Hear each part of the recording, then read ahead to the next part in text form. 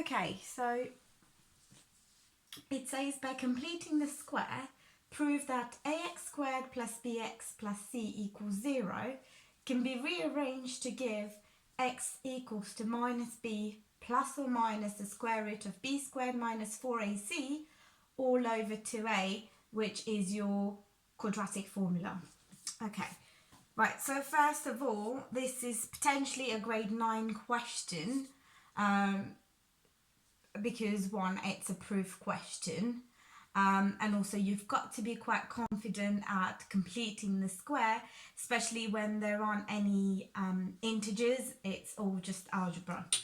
Okay, so let's make a start. Sorry if the video is not clear.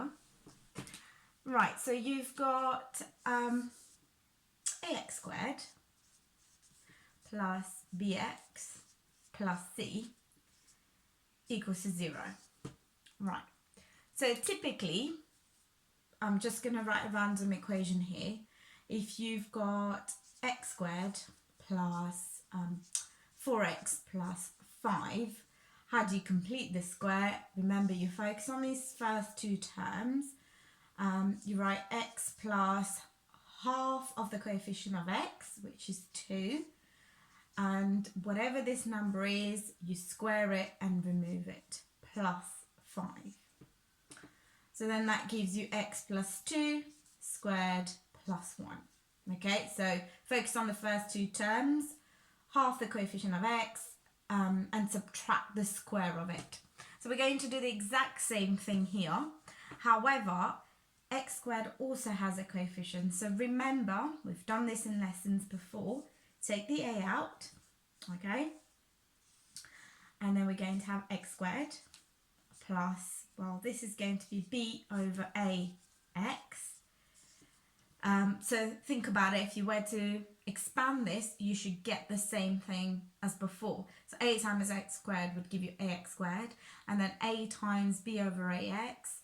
A and a will cancel out, so you're left with bx plus c, okay? Then don't forget the plus c equals to 0, okay?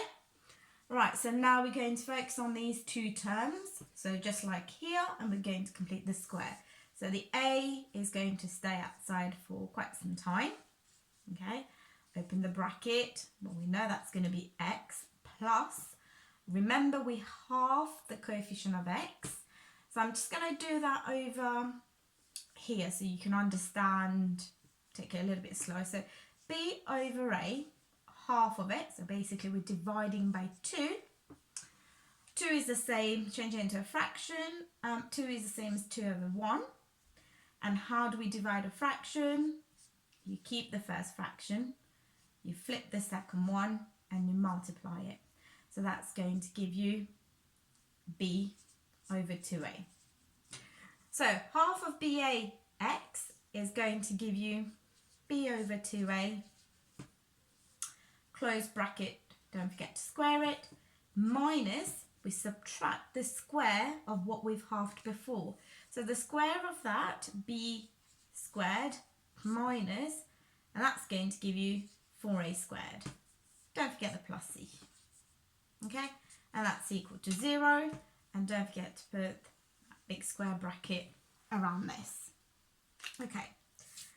So let me just double check that all of this is actually recording and you can see. Yeah, perfect. Right, so then, remember I've taught that in lesson as well, so you expand it all out again. So expand this, but not fully. So that's just going to give you a times x plus b over 2a squared minus, multiply that by that, so that's going to give you ab squared over 4a squared plus c equals to 0. Well, we can do a little bit of simplifying here. Cross off the a and the a. Now we've got a fraction, b squared over 4a, and you want to add c. You could either do that now or wait till you've moved it across to the other side. So that's going to give you a x plus b over 2a squared equals to b squared over 4a minus c. Okay, right, so I'm going to move this a little bit further up. Right, so we're going to write the c as c over 1, turn it into a fraction. Common denominator is 4a. I'm going to multiply that by 4a. So that's going to give us a times x plus b over 2a squared equals to b squared minus 4ac over 4a. Right, I think you're starting to see some of the terms from the quadratic formula. So you've got the b squared minus 4ac. It's not over 2a yet, but not yet.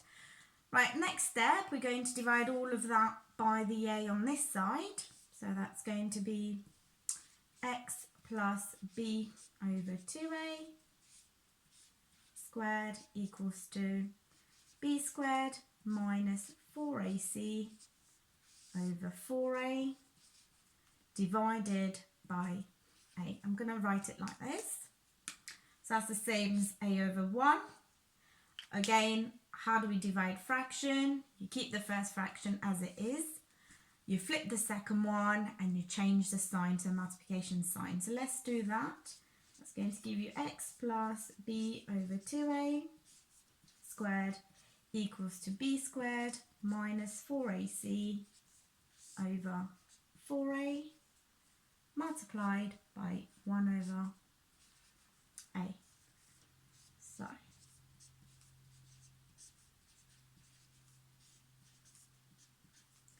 well, the numerator is going to be b squared minus 4ac, because anything multiplied by 1 is the number itself or the term itself, and 4a times a is 4a squared. Right, I hope that it's so far so good. And then, so if it's been squared, in order to remove that, you do the opposite. The opposite of squaring is square rooting. So that's going to be x plus b over 2a equals to, remember when you square it something, it's plus or minus b squared minus 4ac over 4a squared. Now apply the rules of surds. So if you've got the square root of a over b, it's the same as square rooting the numerator by itself and square rooting the denominator by itself.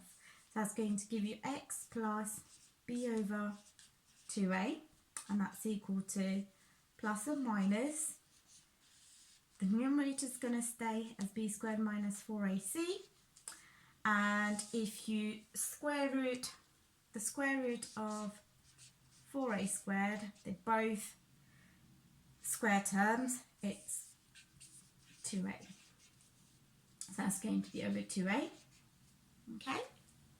And then finally, we just need to move the positive b over 2a across to the other side to give you x equals to minus b over 2a plus or minus the square root of b squared minus 4ac over 2a. Now both these algebraic fractions have a common denominator, so you can collect all of that together. Whoops, and that would give you x equals to minus b plus or minus the square root of b squared minus 4ac all over 2a. And that is it. So you've now proved that ax squared plus bx plus c equals to 0 can be rearranged to give you x equal to minus b plus or minus b squared minus 4ac that has been square rooted all over 2a. It's quite pretty, don't you think? So that's what it is. It's not difficult. Obviously there are many steps to it, but it's just being careful because you haven't got any integers and it's all algebra. Okay?